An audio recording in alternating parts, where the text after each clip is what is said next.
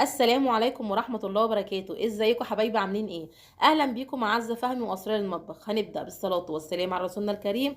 اللهم صل وسلم وبارك على سيدنا محمد. زهقتي من الفطار ومش عارفة تفطري ايه، وعايزة تعملي ولادك سندوتشات ومش عارفة تعملي ايه؟ النهاردة هنعمل نوع مربى من فاكهة عمرك ما تتخيليها خالص.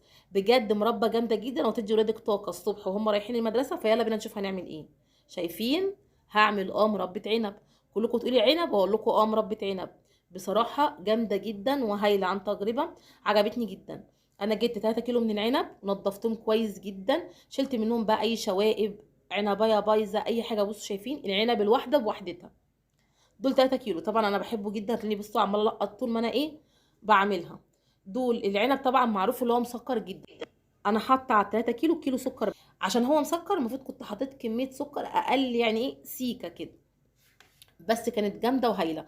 وانتوا عارفين العنب ده يا جماعه من الحاجات اللي بتدي الولاد طاقه.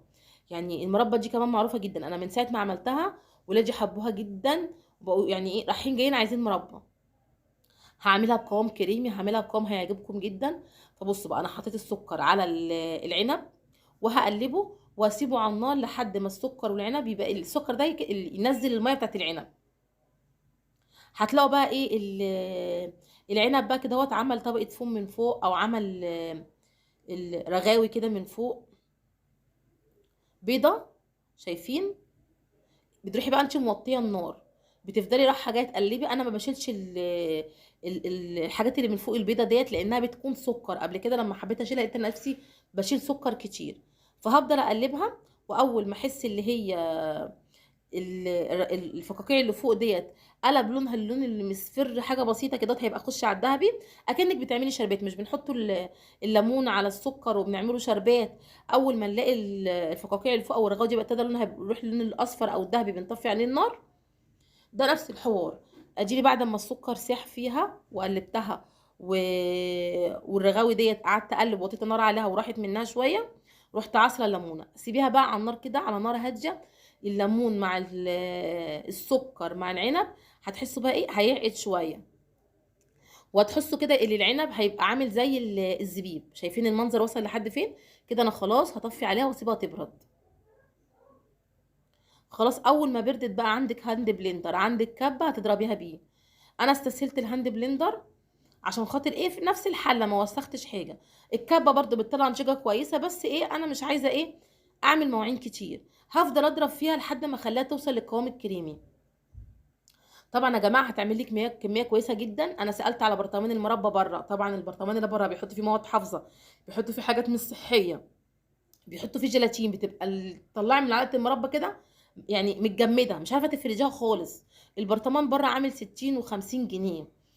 انا هنا هو اتعملت من 3 كيلو دولت عملوا لي 3 برطمانات مربى 3 كيلو.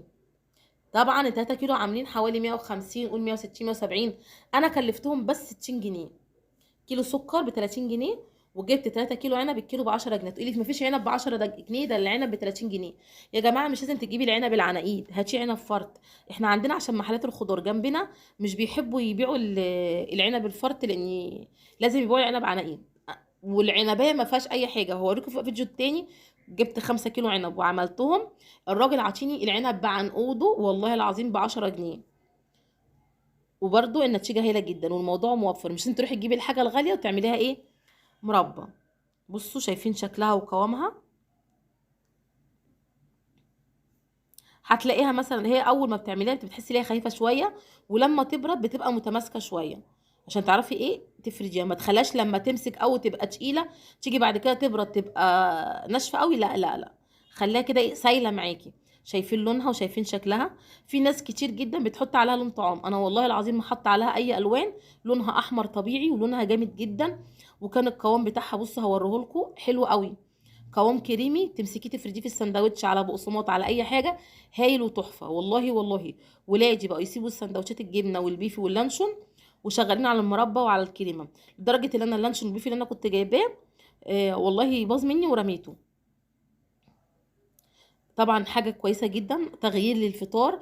بقول لكم تستحقي مش لايك واحد او كومنت واحد، عايزه 1000 لايك و1000 كومنت. بصوا الكميه اللي اتعملت. دول برطمانين كبار 2 كيلو، وبرطمان نص، والسلطانيه ديت مليانه، يعني حوالي 3 كيلو بالظبط. عاملين يعني اقل برطمان ب50 جنيه، نقوله 150 جنيه، انا كلفتهم 60 جنيه بس. طبعا لو وصلتي لحد هنا ما تبخليش عليا بالكومنت والدعوه الحلوه واللايك والاشتراك للقناه وتفعلي زر الجرس، والسلام عليكم ورحمه الله وبركاته.